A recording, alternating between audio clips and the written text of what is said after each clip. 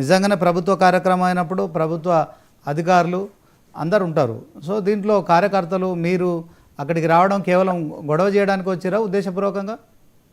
లేదు లేదు, వారు ఉద్దేశపూర్వకంగా వచ్చి గొడవను స్టార్ట్ చేశారు.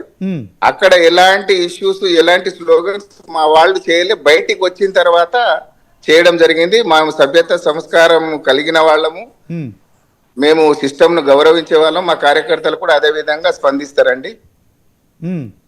ప్రోగ్రాం ముగిసిన తర్వాత అది బయటకు వచ్చినప్పుడు వారు మాకు వ్యతిరేకంగా మీడియాలో అక్కడ మాట్లాడుతూ ఉంటే అది చూసి మా కార్యకర్తలు ఆ విషయాన్ని ప్రస్తావించడం జరిగింది. అంటే గత బీఆర్ఎస్ ప్రభుత్వంలో కూడా కొన్నిసార్లు ఇలాంటి ప్రోటోకాల్ వివాదాలు కూడా జరిగినాయి.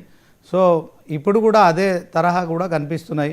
కాంగ్రెస్ పార్టీ మీరు ఆసిఫాబాద్కు సంబంధించి ఆ నియోజకవర్గానికి ఇన్ఛార్జ్ అంతే కదా ఇప్పుడు? అవునండి.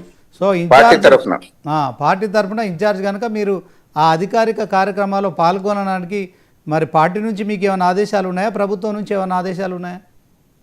లేదు, ఆ ప్రోగ్రామ్ లో పాల్గొనాలని కాదు, ఆ బెనిఫిషరీస్ వెనకాల ఉండి వాళ్ళకి సపోర్ట్ చేయాలి.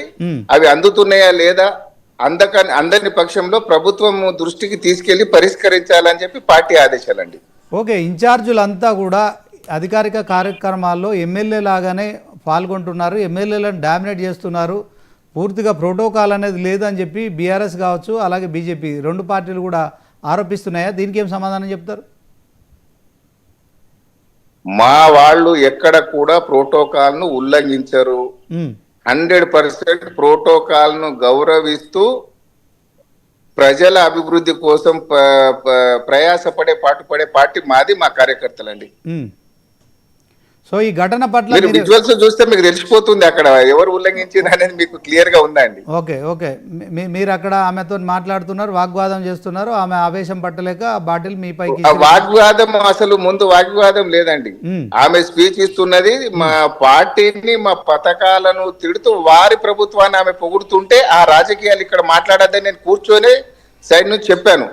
ఆమె ఎప్పుడైతే బాటలు విసిరబోయిందో అప్పుడు నేను లేచి నిలబడ్డాము, ఆ బాటను అడ్డుకోవడం జరిగింది. ఆ సమయంలో మీరు ఏం మాట్లాడుతున్నారు? మీరు ఏం మాట్లాడితే ఆమె కోపం వచ్చింది చెప్పగలుగుతారా?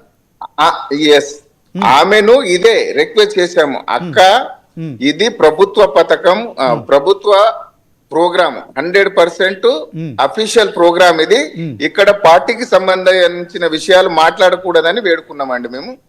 దానికి కోపద్రుకులైంది, నువ్వు ఎందుకు వచ్చినావు, నువ్వెవడివి అని చెప్పి పరుష పదజాలంతో వాళ్ళు ద్వేషించడం జరిగింది. అయినప్పుడు మేము సంయమనం పాటించి వారు విసిరిన బాటల్స్ కూడా మేము తిరిగి వేయలేదు, మీరు చూస్తున్నారు.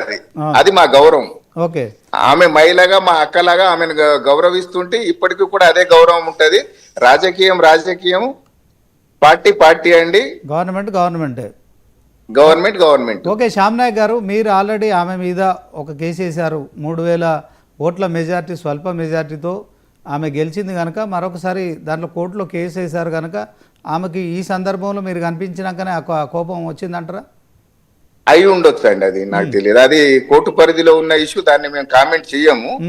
అయి ఉండొచ్చు, అట్లేమన్నా మనసులో పెట్టుకొని చేసిందా మరి, లేకుంటే హైలైట్ అయ్యి మరి ఆ కేటీఆర్